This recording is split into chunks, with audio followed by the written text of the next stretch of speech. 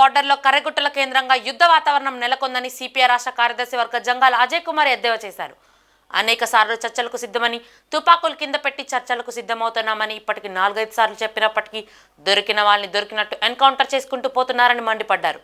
దేశంలోని నక్సలైట్ మొత్తాన్ని 2026 మార్చి నాటికి అంతం చేస్తామని కేంద్ర ప్రభుత్వం చెప్తా ఉందని, ఇది సైద్ధాంతిక సమరం అనేటువంటి అంశాన్ని మన ప్రభుత్వం గుర్తుపెట్టుకోవాలని అన్నారు. వ్యక్తులు ఎంతమంది చనిపోయారో, ఎంతమంది వచ్చారో, లెఫ్ట్ పార్టీలో ఏ పార్టీ కూడా నిర్జీవంగా లేదు, ఏ పార్టీ కూడా నిర్వీర్యం కాలేదని అన్నారు. ఎందుకంటే ఇది మార్కిజం అనే సిద్ధాంతంపై ఆధారపడి ఉంటుందని తెలిపారు. అనేక సార్లు చర్చలకి సిద్ధమని, తుపాకులు కింద పెట్టి చర్చలకు సిద్ధమవుతున్నామని ఇప్పటికీ 4-5 సార్లు చెప్పినప్పటికీ దొరికిన వాడిని దొరికినట్టు చంపుకుంటూ వెళుతూ దేశంలో నక్సలైట్ మూమెంట్ మొత్తాన్ని 2026 మార్చి నాటికి పూర్తి చేస్తామని చెప్తూ ఉన్నారు. ఇది ఒక సైద్ధాంతిక సమరం అనేటటువంటి విషయాన్ని మన ప్రభుత్వం గుర్తుపెట్టుకోవాలి.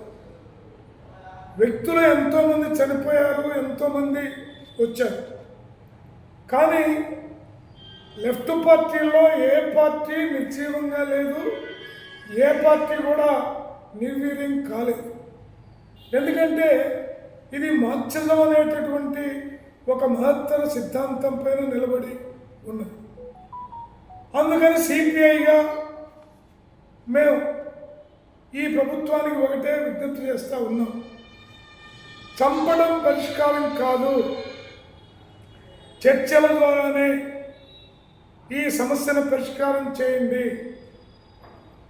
వాళ్ళు చెప్పినట్టు, వాళ్ళు అభ్యర్థించినట్టు ఇప్పటికే రేవంత్ రెడ్డి సానుకూల ప్రకటన చేశాడు.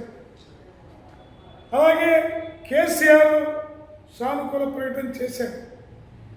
మన రాష్ట్రంలో ఉన్నటువంటి జగన్మోహన్ రెడ్డి, చంద్రబాబు, పవన్ కళ్యాణ్ కూడా సానుకూలమైన ప్రకటన చేయాలి. మీరు చంపుతుంది భారత పౌరులనే విషయాన్ని ప్రభుత్వం గుర్తించి చర్చలకి పూనుకోవాలని తెలియజేస్తా ఉన్నాం.